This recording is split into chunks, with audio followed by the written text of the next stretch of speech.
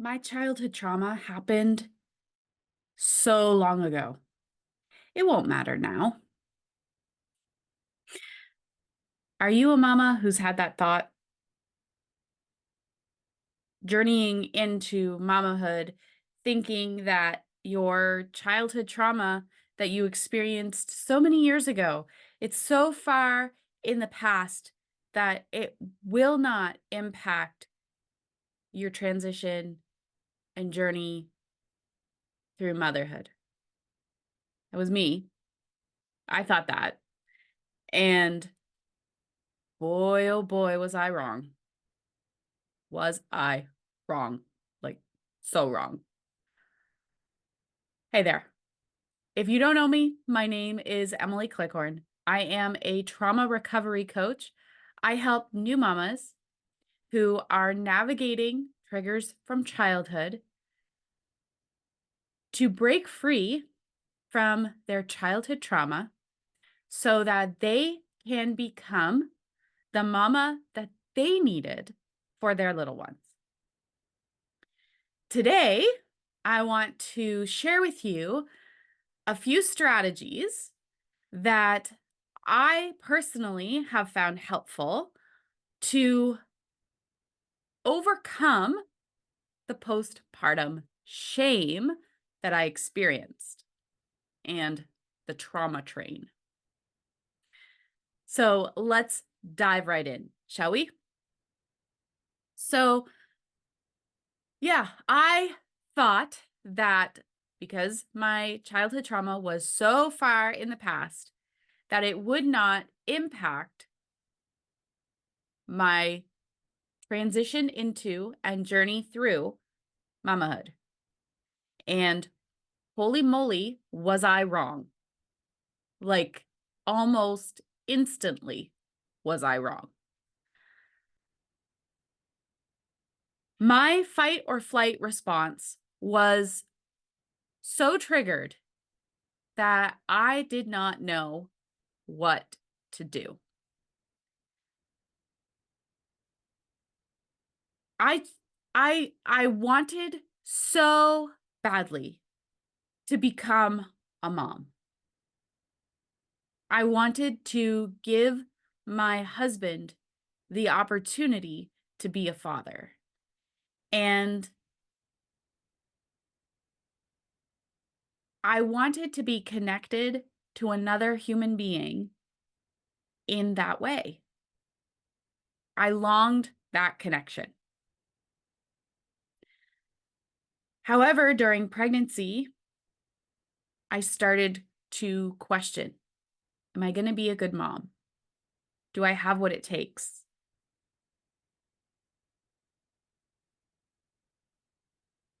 And then the trauma train side railed me, and all of those repressed emotions came bubbling to the surface because nobody tells you that postpartum can do that. It can bring all of those things that you have pushed down and repressed for years and years and years and bring them to the surface, and they demand attention. Nobody tells you that. Oh boy, would it be nice if they did. PSA, if you are an expectant mama, or if you know an expectant mama, please let them know that if they've got repressed emotions, trauma that they're scared to deal with, it will come to the surface when they give birth. There. That's a small token of my part. Anywho, so it came bubbling to the surface, and my fight or flight response was triggered. Like, my body was telling me to run for the hills. Get out of there as fast as you can. It's not safe for you to be here. It's not safe for you to be here. And see, your your stress response, your fight or flight response, has one concern, and that is to keep you alive. And it cannot tell the difference between your experience as a child and your experience now as a grown person, as a grown woman in transitioning into motherhood. It can't tell the difference between those. It just knows that that feeling is of danger. That feeling that you feel is not safe. And so its response is to alert the rest of you to keep you safe. Anywho, so my body was telling me to run, but in my brain, I knew that if I listened to that part of me that had great intentions of keeping me alive, I would cause the same hurt to my daughter that I experienced. I would be a cycle continuer. And I did not want to be that. That's not where I wanted to take my life, her life, or my husband's life. So I had a choice. I had a choice. Everybody has choices. We have choices. My choice in that moment was I could listen to my fight or flight response and hightail it out of there as fast as I could, or I could stay and figure it out. Face it, as scary as that is, scary as that was, I could work through it and we could be a family. Now, I didn't want to cause harm to my daughter or my husband, so I chose to stay.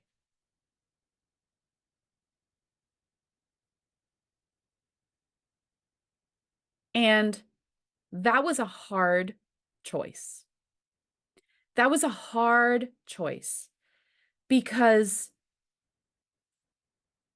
as badly as I wanted to be a mom,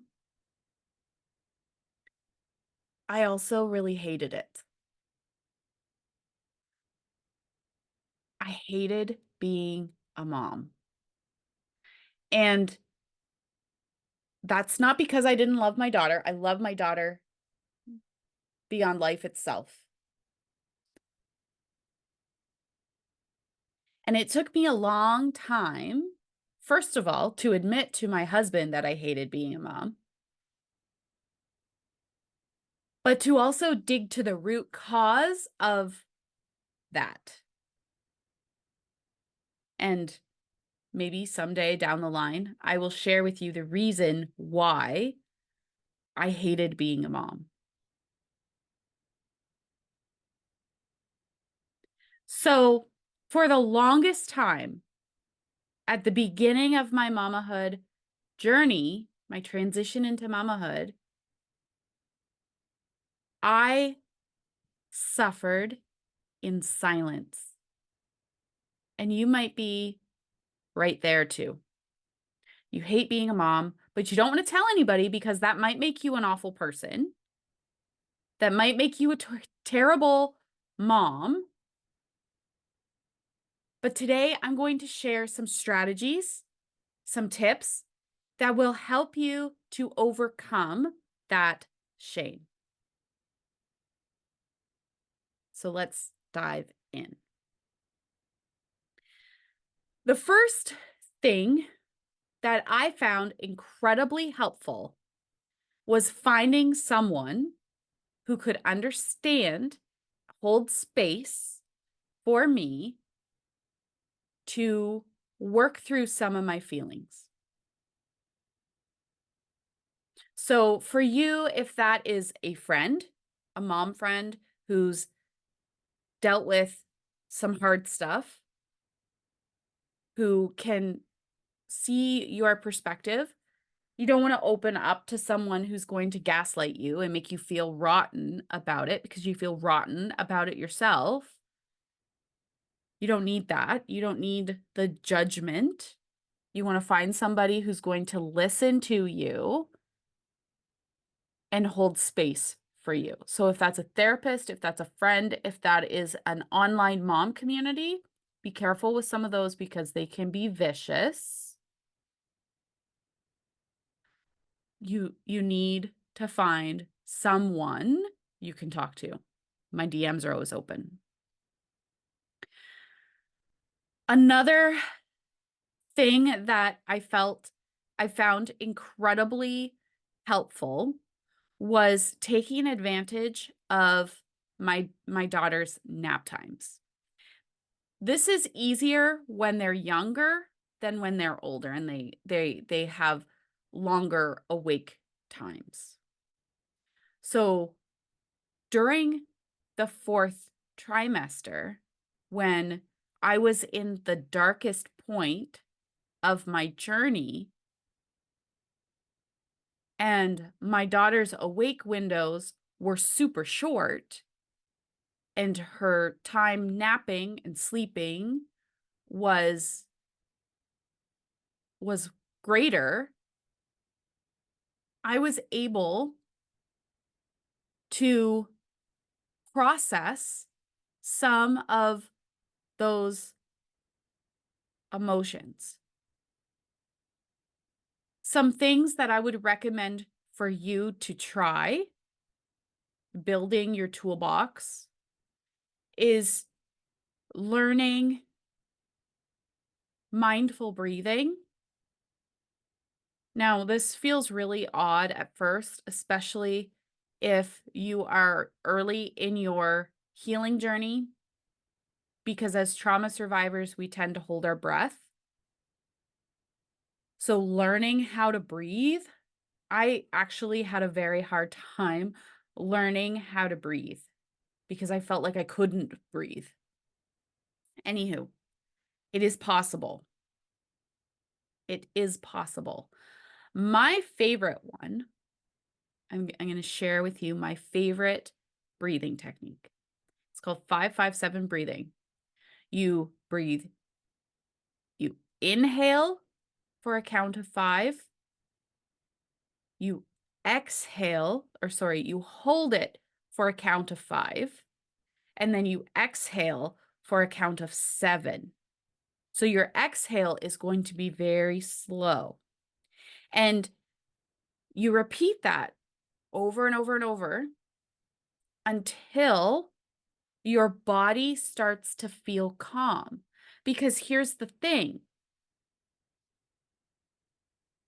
Growing up in a traumatic environment, a chaotic environment,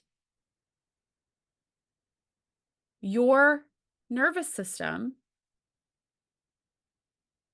may have a skewed view of calm.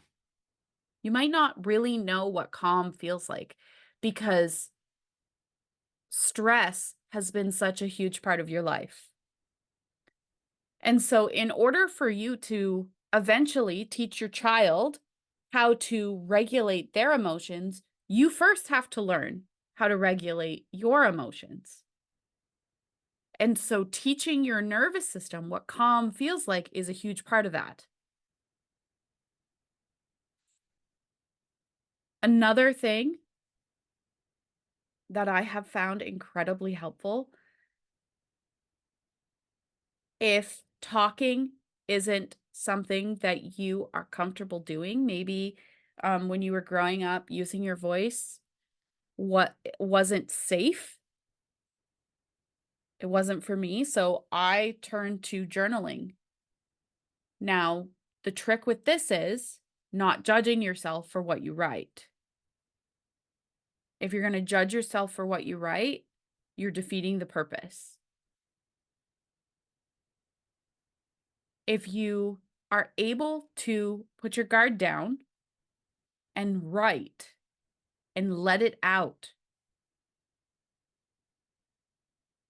you're letting those emotions that you've pushed down, pushed down, down, down, down, down for so long to come out. And that will prevent them from manifesting in other forms as digestive issues, as autoimmune issues, as hormone imbalance issues, as mental health issues. Because your trauma, whether or not it was just physical or just emotional or just whatever, you are one person, you are one being, and your trauma is intertwined and it will affect every aspect of you as an individual. And so, in order to heal, we need to address all of the things. But teaching your body what calm feels like is one very important element that will spread throughout all of the bits and pieces. So those are the 3 strategies that I want to share with you. So let's recap. Finding support, a support person, a support community that you can talk to, that you can find support in, that you can vent to. Key. Taking advantage of nap time or time alone, teaching your nervous system what calm feels like through mindful breathing and getting those emotions out with journaling.